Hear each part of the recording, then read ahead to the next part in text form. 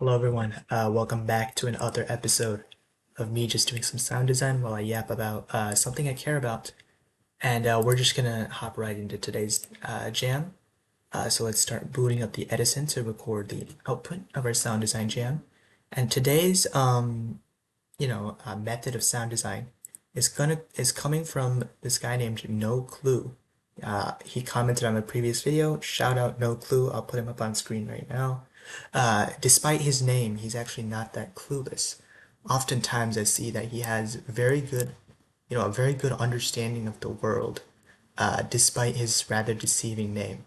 So, right off the bat, because we're doing Vocodex, right, as per his suggestion, I'm thinking I'm gonna try and take one of these earlier sound design jams and try to vocode it to one of these pads to see if I can create some cool color bassy sounds. So let's find a good.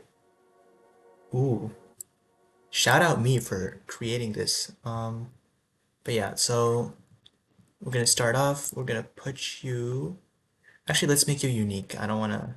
I'm gonna put you on track 6, put you on track 7, and if I remember correctly, we have to, in order to use Vocodex, once again, shout out No Clue, but sidechain did this track, I believe, for both of them, and then that will allow us to use. I know you can get some cool effects without even doing like the what you call it, like vocoding the carrier to the modulator. I think that's the words. Call me AU5 the way I'm so proficient in all this. Kidding, I'm not. I don't know what I'm doing, but yeah. Here's Vocodex, and I suppose I should actually let's just test out. It's one of these. Ooh, hello. Okay, it's definitely this way.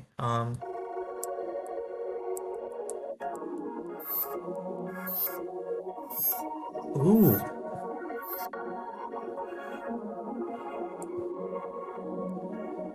let's use S and then oh, uh-oh. Someone. Okay, I am not very intelligent, and I forgot that making something unique as a sample cuts it off wherever you cut it off.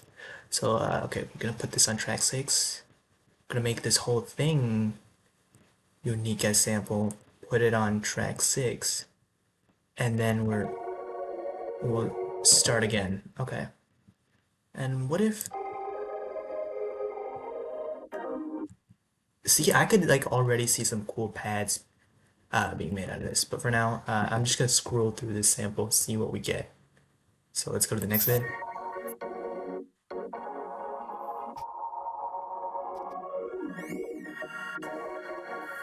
Ooh, I could totally see this being some like cool like color based layers and like some color based song.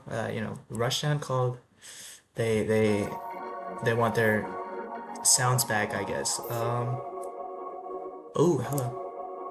Never mind.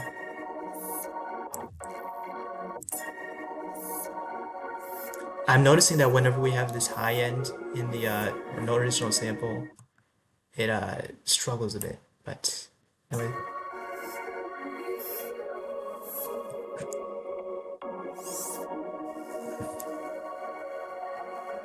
okay. We have something cool going.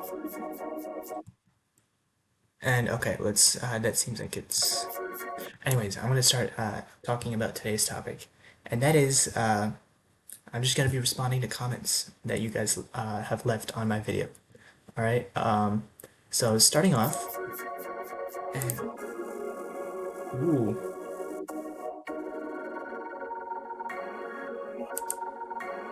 I like the resonance on this one. And oh,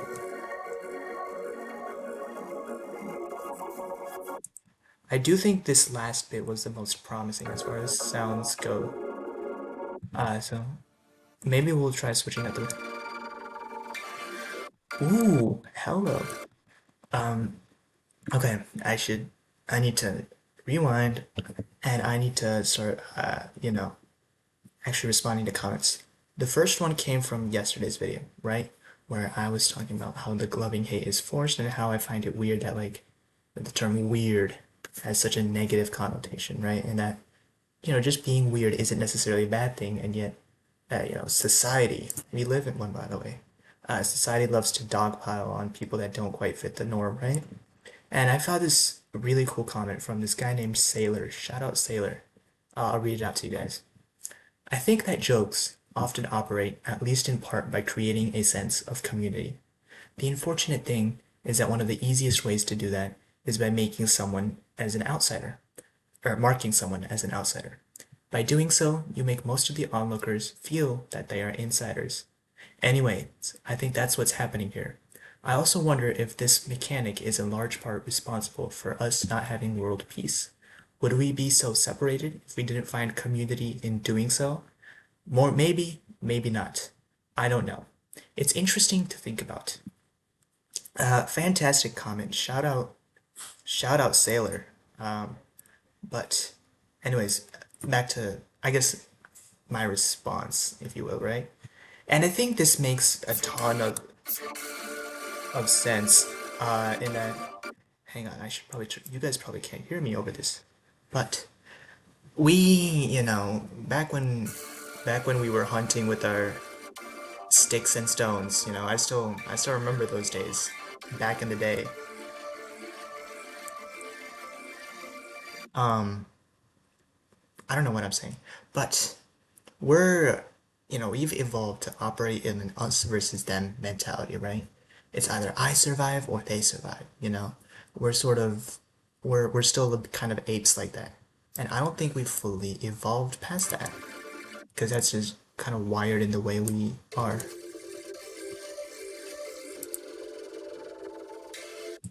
Um, ah,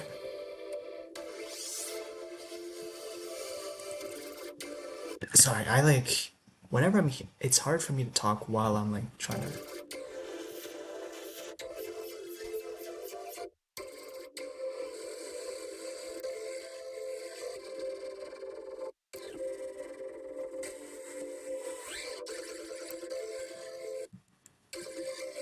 I don't, this might be one of my most useless sound design jams yet. I can't.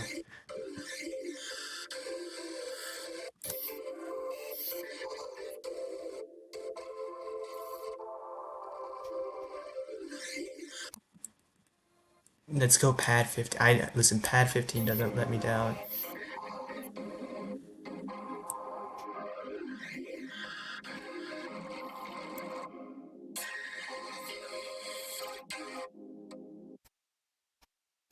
We have this segment.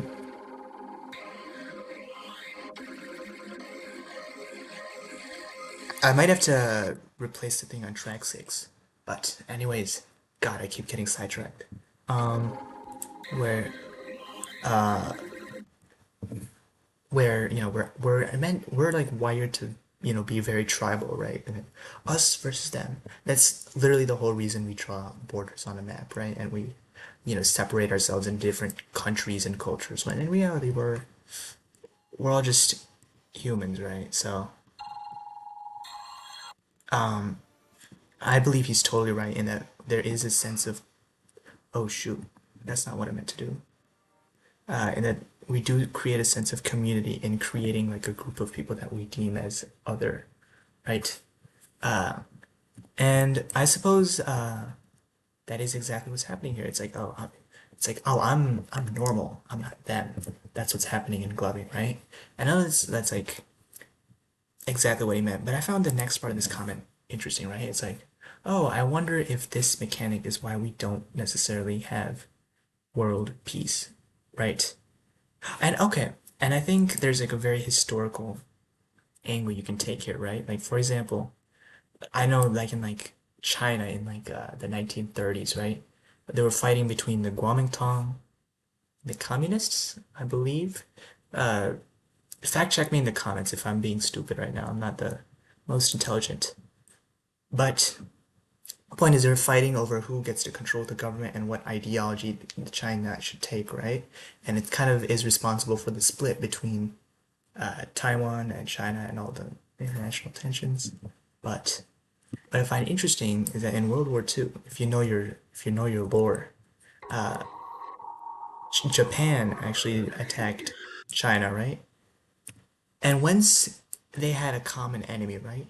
Naturally, out of the need for survival, the two sides just stopped fighting. And they sort of, they focused on the bigger threat, which is, in this case, Japan, right? And so that, like, once again, that's another case of them having an outside threat, which in this case is real, right? It's not a perceived threat. But in this case, it's real. Makes, what am I trying to say? Makes people, stop fighting and stuff, right? And they're like internally, right? So they have the need for an enemy fulfilled by this external threat. And so they stop feeling, the other political party, I suppose. I don't know if that's the most accurate way to describe it as a threat. I think you saw this in uh, like America as well. Even in America, I think I remember something in history class where they talked about how, there was a decent amount of political turmoil before World War One or two, was it? I forget now. But then afterwards, naturally, the country kind of unified under the single cause of fighting the quote unquote bad guys, right? Actually, not quote unquote Nazis are bad guys. Don't cancel me. And even speaking, what I'm trying to say there is the common enemy caused like peace, right?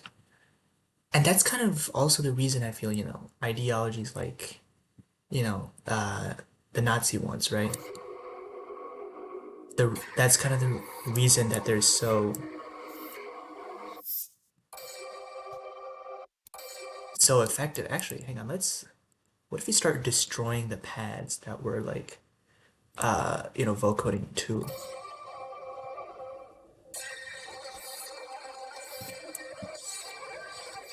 Ooh,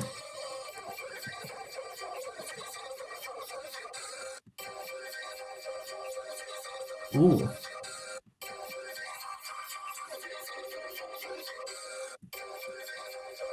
Okay, maybe we're getting somewhere. Hmm, I think this one. I think we've already used. I don't think we've used 14.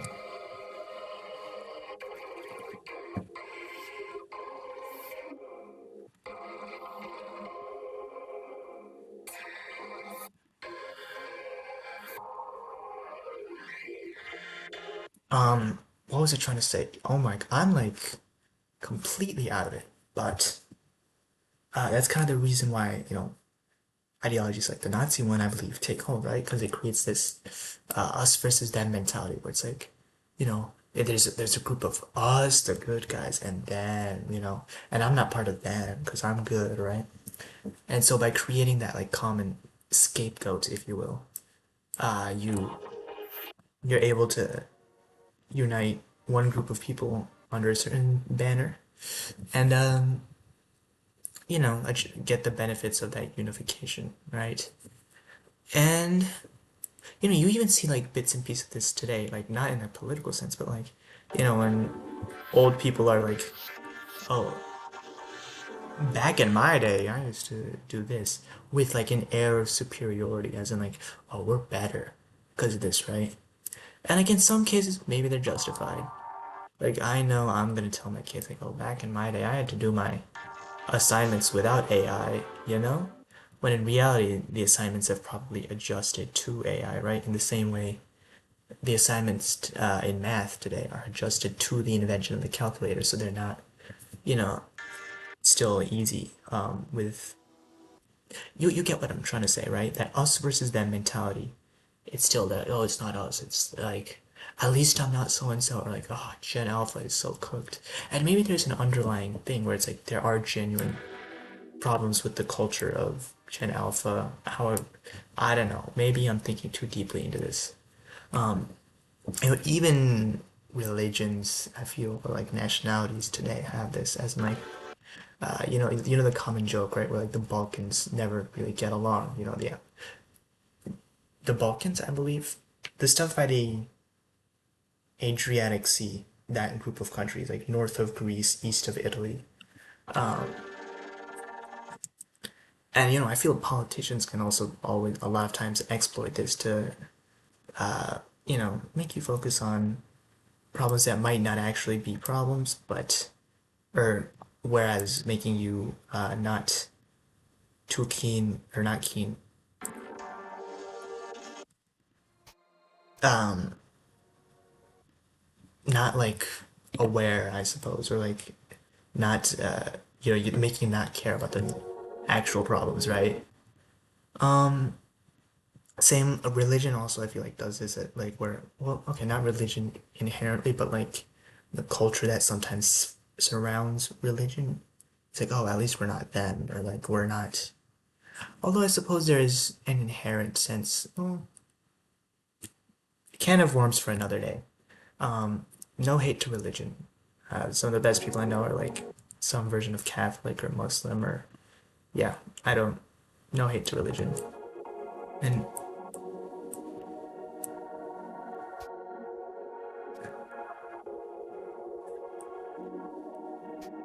maybe I should stick to the OG sound design. What if I, or hang on, unique, and then let's put you on 6.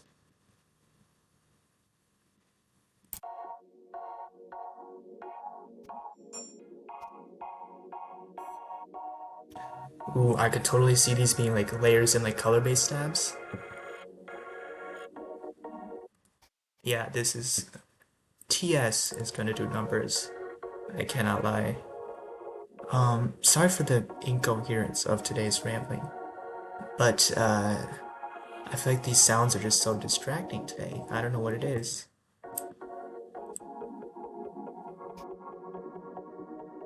Ooh, I love like the fucky nature of those. Here, I'm gonna get more samples using more pads. I mean, using these because these are.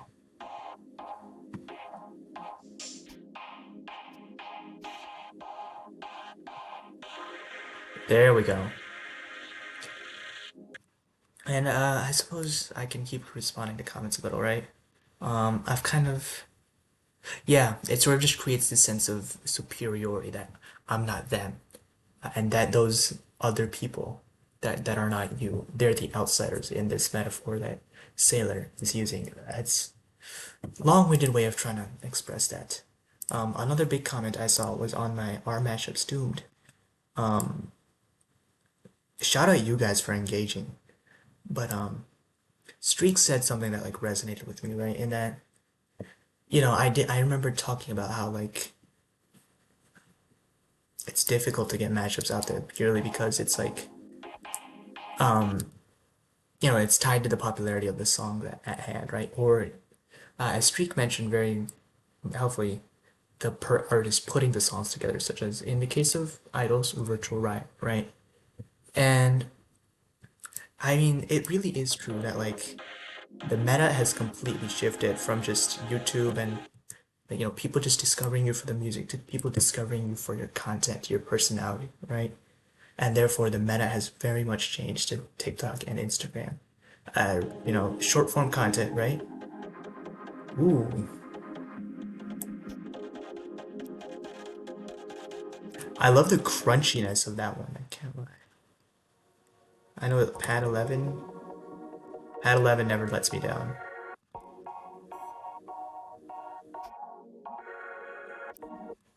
I will say it's probably gonna bite me later to just not have multiple chords layered, so I can't exactly make chord progressions out of these chord stabs because the pad is kind of playing a chord. Um, okay, I suppose I'm reaching the end, right? But I think the Borfrog comment was also fantastic, where he was talking about how a cool idea could be just promoting the mashup as its own thing, right?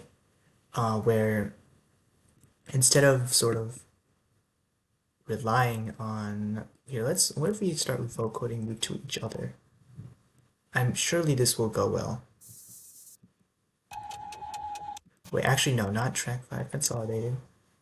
Um, part 1 there, or no, that's already here. Part 1, there we go. put you on 7.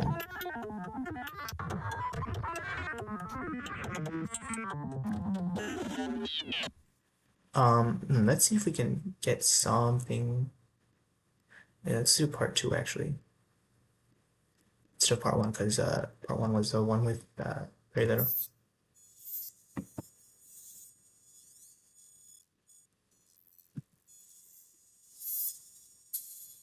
Holy high end. Maybe we switch you to 7.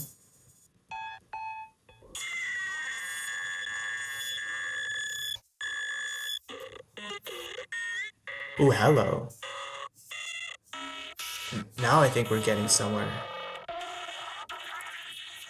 Shout out, no clue. But yeah, a potential strat is to just promote mashups as their like own own thing. Like, oh, look at this cool vibe I've created, rather than oh, look at this Skrillex song I'm using, right? Fantastic idea, and I think he especially has a lot of expertise on this because shout out Borfrog. I think he's been having success with his shorts, which he uses to promote his mashups. Not sure if he has an Instagram or TikTok, but pretty cool thing. And the other thing he like mentioned, which I didn't do in the video, is that mashup artists are in the sense of like very similar to an artist in that they just have to promote their own stuff now, right? Minus the monetary benefits of like, oh, um, what am I trying to say here?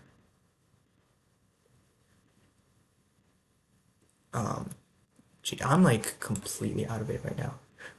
What if we do a reverse, right? And we put actually no, let's not use pad 11. Let's use pad 11 number 2 because this one's let's put you on track 6.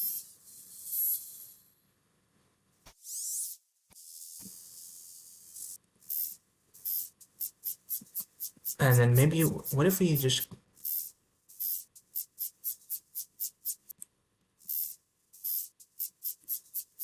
oh, there we do both on 6. I'm just dumb. Okay.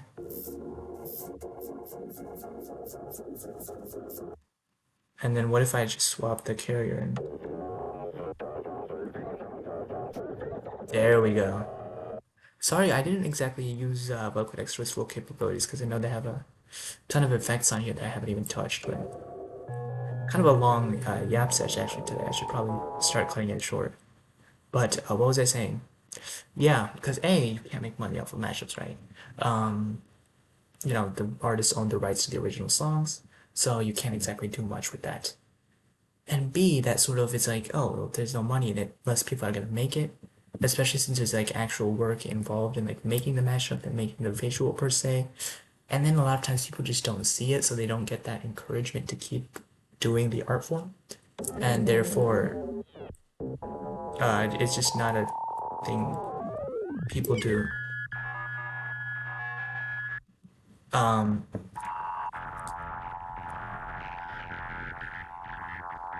what if I just put you? I think it's just kind of band passing the original